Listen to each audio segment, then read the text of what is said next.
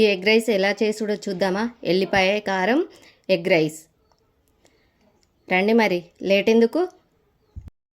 ఈ వీడియో చివరి వరకు చూసి మీరు కూడా ట్రై చేయండి. హాయ్ ఫ్రెండ్స్, ఎలా ఉన్నారు? అందరూ బాగున్నారా? మేము బాగున్నాం.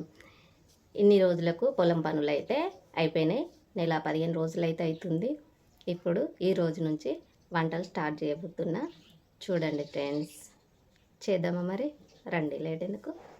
బాస్మతి రైస్ చూడండి, ఇవి ఇప్పుడు 2-3 సార్లు కడగాలి.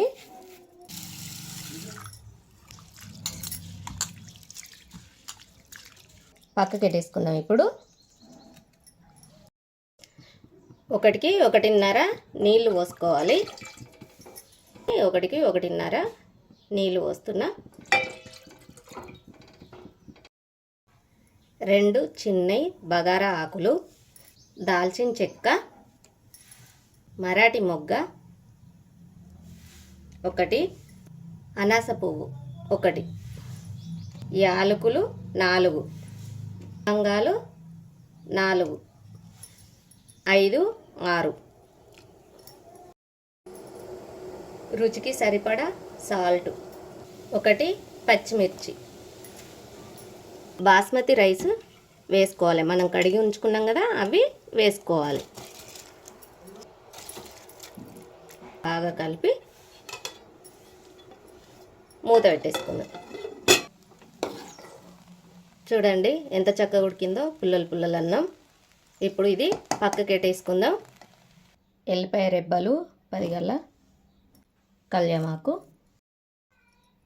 2 టేబుల్ స్పూన్ల కారం, తగినంత ఉప్పు,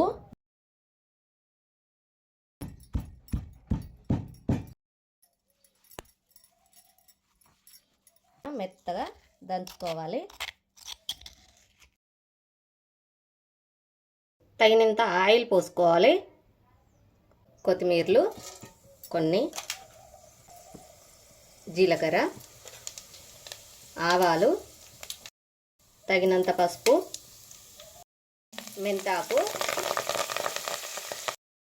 మెంతాకు ఎందుకు తీసుకుంటున్నా అంటే నేను పుదీనాకు వాడలేదు, అందుకని మెంతాకు తీసుకున్నా. దంచి ఉంచుకున్న ఎల్లిపాయ కారం వేసుకోవాలి ఇందులోనే. చూడండి అంతా బాగా కలిసిపోయింది.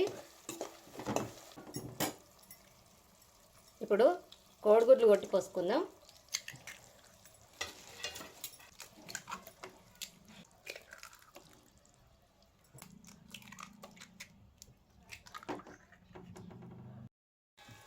ఇప్పుడు 1 నిమిషం పాటు ఉడకనిద్దాం.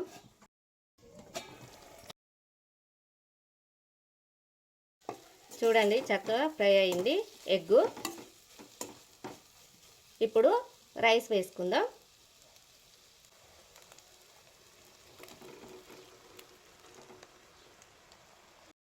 ఇప్పుడు చక్కగా కలిసేటట్టు కలుపుకుందాం.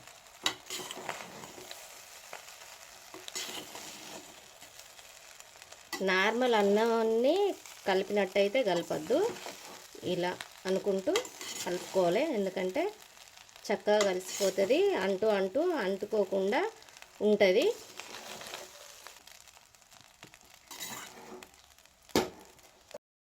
ఇప్పుడు ఫైనల్గా కొత్తిమీర ఆకేసుకుందాం.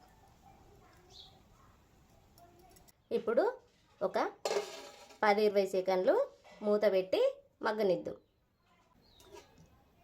వావ్, ఎంత బాగా వచ్చింది!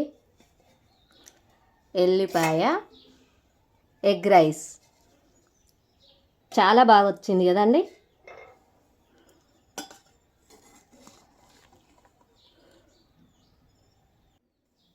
నా వీడియో కనుక నచ్చినట్టయితే లైక్ చేయండి, షేర్ చేయండి, సబ్స్క్రైబ్ చేసుకోండి ఫ్రెండ్స్.